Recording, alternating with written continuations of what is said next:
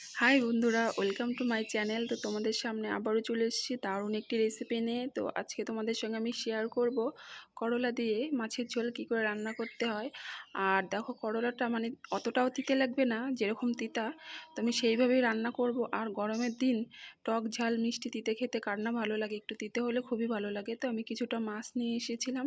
তো মাছগুলো দেখো আমি খুব সুন্দর করে ধুয়ে রেখে দিয়েছি।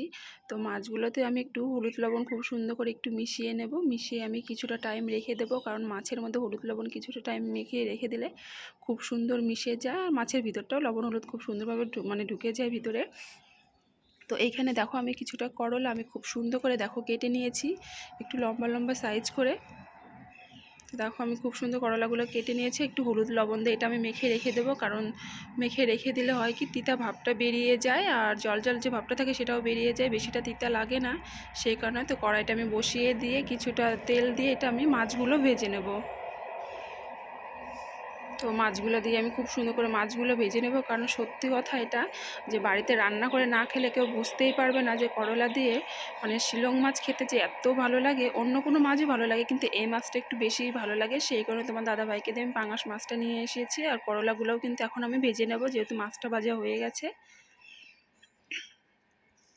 তো করলাগুলোও আমি খুব সুন্দর করে একটু ভেজে নেব, যেহেতু এটা কিন্তু আগেই ভেজে নিতে হবে।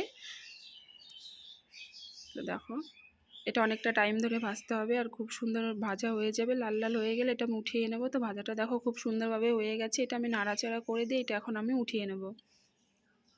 তো উঠিয়ে নিয়েছি। কড়াইতে তেল ছিল, তার মধ্যেও আমি হালকা পরিমাণ তেল দিয়ে দিলাম। একটু জিরা ফোড়ন শুকনো লঙ্কা একটু দিয়ে দেবো কিছুটা পেঁয়াজ কুচোনো দিয়ে এটা আমি খুব সুন্দর করে আমি ভেজে নেব।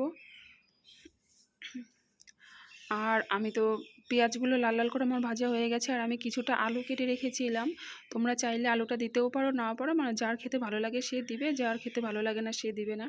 তো আমার আলু ছাড়া তরকারি আমার কাছে মোটেও ভালো লাগে না, সেই কারণে আমি কিছুটা আলু দিয়ে দিয়েছি বলতে গেলে, অল্প পরিমাণ। তো আলুগুলো দিয়ে হলুদ লবণ দিয়ে আলুটা আমি খুব সুন্দর করে ভেজে নেব।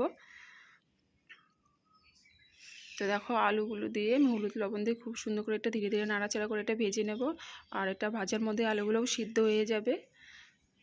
তো দেখেই বুঝতে পারছো আলুগুলো কিন্তু খুব সুন্দরভাবে ভাজা হয়ে গেছে। আর এদিকে আমি এক এক করে মশলা দিয়ে দেবো। দিয়ে দিলাম আদা বাটা, জিরে বাটা ও শুকনো লঙ্কা বাটা। দিয়ে এটা আমি মশলাটা দিয়ে খুব সুন্দর করে আবারও আলুগুলো ভেজে নেব।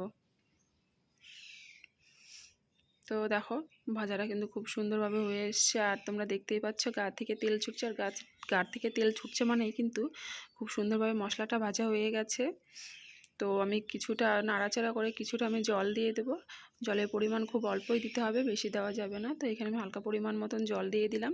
দিয়ে এটা আমি খুব সুন্দর করে নাড়াচাড়া করে এটা আমি কিছুটা টাইম ধরে এটা আমি ফুটিয়ে নেব। তো দেখতেই পাচ্ছ ঝোলটা কিন্তু খুব সুন্দরভাবে ফুটে গেছে। তো এখন আমি মাছগুলো এক এক করে দিয়ে দেবো।